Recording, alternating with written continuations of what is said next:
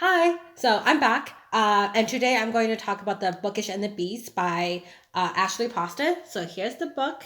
Hopefully, you guys can see. Um, so a little bit summary about this book.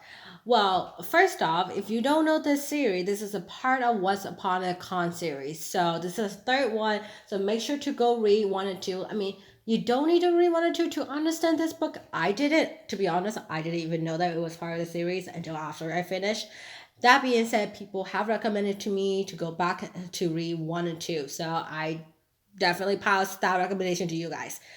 Now, what is this book about? So we have two main characters. We have Rosie and then we have Vance. And what do they do? Well, first off, they're teenagers. So this is going to be a teenage rom-com.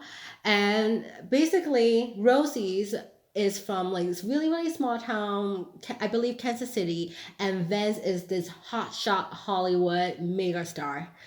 And how did they meet? Well, originally they actually met at a Sassacon, which is like their convention, but they didn't know each other. And then now we're gonna fast forward to like the present, where basically Rosie is trying to go to trying to get through her senior year. She just went through her mom's passing, and she's working at a grocery store, and they don't really have that much money. They have to sell all her mom's first edition sci-fi books, Starfield books, because that's like the big thing here. And she's going through quite a few things. And then there's Vance, who came from like a, well, you would think that came from a very wealthy, but he's actually going through quite a bit of scandal, which is why he's actually in Kansas City as well. And he's just hiding out until all the paparazzi dies down. As luck will have it, Rosie ended up going into this house that looks like an empty house because she's trying to save the dog, and she ran into this library full of like these Starfield books, and then an event showed up of nowhere because hey, it's his house. It may look empty from the outside, but people are still in it. So she got startled and she basically fell into the pool with the book in her hand. Now she has to pay back for that book, and like I said, she's going through so much. Her family's going through so much. They don't have money, so she's basically working to pay off the book. What does she do for work? Basically, they did a proposal where she will categorize all these sci-fi books at this house. 'Cause this house has so much. They bought a lot of Starfield collection from like local person or other people. Anyway, so she has to work along with Vance, and then of course they didn't like each other because Vance they didn't know that they have met already. Two, Vance has his guard up, and then Rosie also has guard up, and they just don't get along. But like any rom com, you know how it ends. I don't even need to spoil it to you. You know how this goes, which is happy ending. Okay, so what I like about this book is actually quite diverse as far as like the characters go. They have a non-binary character. One of Rosie's best friend is a non-binary person, and then also her dad is a little bit of bi.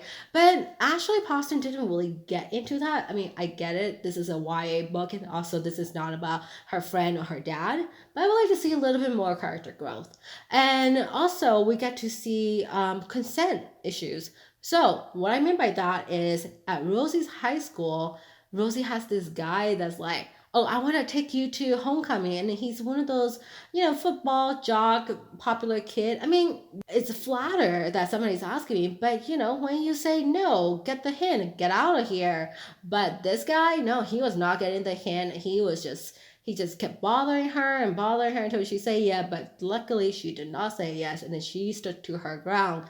Ladies and men, that's what you need to do. If somebody tells you, somebody keeps coercing you to do something that you don't want to do, you just stand your ground like Rosie here. That being said, I kind of wish that Ashley Poston would go in a little bit further into that struggle as well. She didn't. If you notice a lot about this Ashley Poston work, a lot of issues are kind of shallow.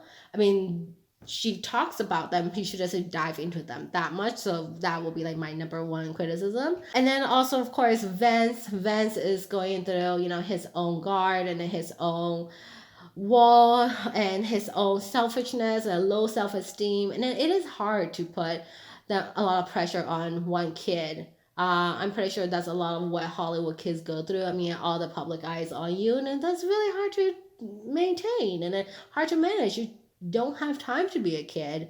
So so I like that this book has a lot of themes, a lot of struggles that she brings up. I just kind of wish that it would go a little farther. And then the ending, as sweet as it may be, I kind of wish that it was a little bit more depth. I just think that it would be better if it has a little bit more depth. And then some of the actions that both Rosie and Vance do, they don't really make sense. And even as a teenager, you're kind of like, yeah, I don't think that makes sense. The con universe that Ashley created all throughout 3 books, they didn't really talk about that much in here. They did bring a lot of pop references, but I kind of wish that they go on to the con universe a little bit more.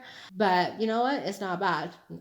It's not bad. I picked out this book because I wanted a really really light read, and then you know what, this book did the job, and I was recommend that if anybody just reading, it just wants a very very light read. I will tell you a quote that I really like, which is from Rosie's mom. She wrote this note for her before she died in one of the books, and let's see. Okay, here we go. So she said, to my rosebud, this is only the beginning of your story, not the end. With all my love, Mom. Just that sentence, this is only the beginning of your story, not the end. That is a really nice cheer and a nice thing to hear, you know, especially for a teenager who's still struggling with her mom's death. And also for anybody. I read that, I'm like, yeah, my story does not end here. I'm just gonna keep going and keep doing whatever I want to do. I need to do. So, what would I give this book? You know, it's a good book, but because it lacks a lot of depth that I would like, I would say 3 out of 5. That being said, I mean, it's still a good book. So, you know, if you guys want a very, very light-hearted book, go get this book, okay? So it's called Bookish and the Beast. The link is right down below.